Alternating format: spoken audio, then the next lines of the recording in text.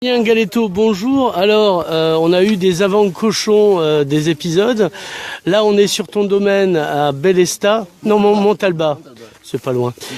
Et donc, on est en bio. Je parle pas de toi. Enfin, toi, on doit pas te manger, donc c'est pas la question. Et donc, tu es éleveur depuis combien de temps, puisque tu as eu un passé?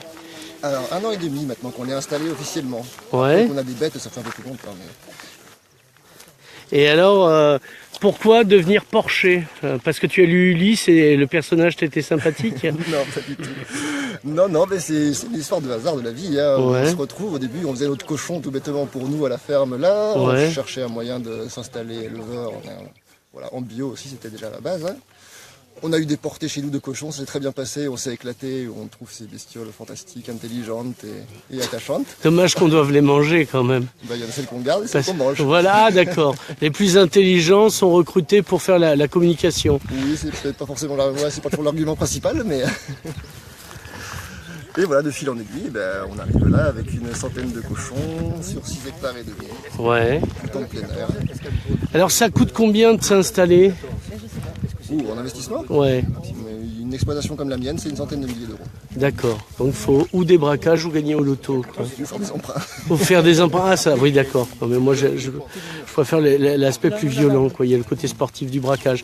Alors c'est quoi comme race de porc? C'est pas du noir de Bigorre? Non, les mères sont roses, c'est les mêmes qui sont utilisées en élevage industriel dans les bâtiments. Ouais. Sauf que je les ai achetées en élevage bio plein air déjà à la base. Ouais. Et voilà, qu'elles ont une vie dans le respect de leur bien-être et de leurs besoins, tout simplement. Alors, c'est des cochons qui, comme dirait Adolf Hitler, ont besoin d'espace vital. Donc, tu peux pas en avoir concentré à un endroit si tu veux être bio. Donc, c'est combien de cochons par... Alors, en bio, on est limité, il faut savoir que c'est particulier. On est limité à 14 cochons à l'hectare. D'accord. Il faut savoir que c'est pas un hectare, c'est un hectare de terre, c'est pas forcément un hectare de parcours. D'accord. Certains cochons peuvent être en bio, dans un bâtiment sur paille toute leur vie. Ouais. Mais la personne devra avoir un certain nombre d'hectares pour pouvoir épandre le fumier, Ouais. pour pas qu'il y ait de pollution en fait, à l'azote D'accord. sur ces terres. Alors, là, c'est bien, on est entouré de cochons. Décris-nous les bestioles qui arrivent, là. Alors, les bestioles, c'est des petits porcelets de 10 semaines, Ouais. avec des grisettes, leur mère. Là, par contre, c'est pas une rose, c'est une croisée cochon noir. Elle a 50% des cochons noirs et 50% des cochons roses. D'accord. Alors, est-ce que c'est viable économiquement? Parce que, bon... Clairement, oui. Oui, voilà. Ouais. Mais il faut beaucoup d'efforts, non? Parce que dire aux paresseux que c'est pas la peine qu'ils se lancent. Non. Parce que dis-leur que c'est du travail, parce que sinon, tout le monde va s'y mettre, tu vois. Il n'y a pas le 35 heures pour le cochon.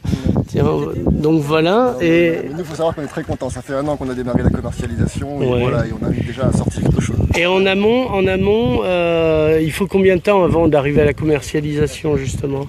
Moi, j'ai acheté des porcelets, donc ça a été assez rapidement. Ouais. J'ai fait 6 mois T'as pas planté les arbres à cochons, donc tu as directement acheté les graines, germé. Et en fait, dans ces porcelets-là, j'achète toujours à ce même éleveur qui est bio en plein air dans le Lot. J'ai choisi mes mères, j'en ai vendu ceux que je voulais pas en viande. Ah, elle va boire. Et voilà, on a créé l'élevage comme ça. Est-ce que tu as des aides européennes? Parce qu'on a eu un problème il n'y a pas longtemps, je dis nous, catalans, parce que on avait des élevages à mi-montagne, un peu comme toi, et l'Europe a supprimé les subventions. T'en fais partie? Non, en cochon, il n'y en a pas d'aide. Ah bon, comme ça, toi, voilà. Soit tu sais, c'est comme un handicapé qu'on pousse dans l'eau, soit tu apprends à nager, soit tu meurs avec le chariot. C'est ça. Ce que je disais par rapport, c'est que du coup, par contre, en porc, on a un impératif de production qui est beaucoup plus élevé que dans d'autres élevages, qui sont par exemple en mouton, en vache, etc. quoi. Nous, on est obligé de produire pour vivre tout le temps. D'accord, mais donc tu n'as jamais de vacances en fait, quand tu as des bêtes comme ça. Non, on essaie d'en prendre une ou deux semaines par année quand même, où on n'abat pas et où on... Mais après, oui, il faut toujours quelqu'un sur la ferme, de toute façon, on nourrit 2 fois par jour. Oui, voilà, c'est pas comme un chat, tu peux pas le passer à n'importe qui, quoi. Alors, non, parce que là, je suis en direct sur une interview, madame. Attendez 2 secondes, merci. Donc, on te retrouve au marché de Place de la République tous les samedis. C'est ça. Et ailleurs? Ailleurs, on peut me retrouver Biocop de Prades, magasin bio de Hille, à la boutique de Patrice Hay aussi, aux saveurs paysannes, et au magasin bio d'Argelès. Il y a un numéro de téléphone où on peut télécharger tes porcs?